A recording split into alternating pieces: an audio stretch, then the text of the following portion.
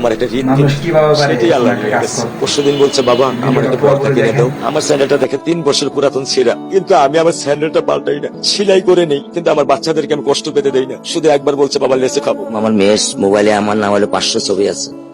আমি এখনো সাহস পাইনি আমার মেয়ের একটা ছবি বের করে দেখতে। আমার সেই সাহস নাই।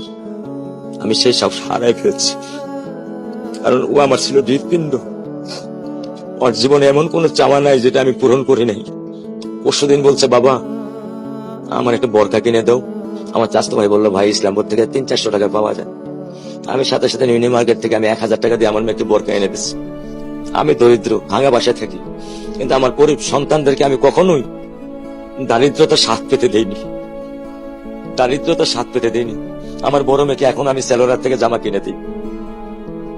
আমার স্যান্ডেলটা দেখেন 3 বছর পুরাতন ছেঁড়া, কিন্তু আমি আমার স্যান্ডেলটা পাল্টাই না, সেলাই করে নেই, কিন্তু আমার বাচ্চাদেরকে আমি কষ্ট পেতে দেই না। শুধু একবার বলছে বাবা লেসে খাবো। আমি 1 মিনিটও দেরি করিনি, 1 মিনিটও আমি দেরি করিনি। ও আমার একটা হৃৎপিণ্ড, সেটাই আল্লাহ নিয়ে গেছে। আলহামদুলিল্লাহ, শুকরিয়া, আল্লাহ দিছে, আল্লাহ নিয়ে গেছে। আমার কোনো কষ্ট নেই। আমি তো চাইলে পারতাম না। অনেক দম্পতি আছে যাদের সন্তান নেই, আল্লাহ দিছে, আল্লাহ নিয়ে গেছে। আমি আলহামদুলিল্লাহ করি আল্লাহ গেছে। আমার কোনো কষ্ট নেই, আমার কোনো কষ্ট নেই। ঠিক আছে।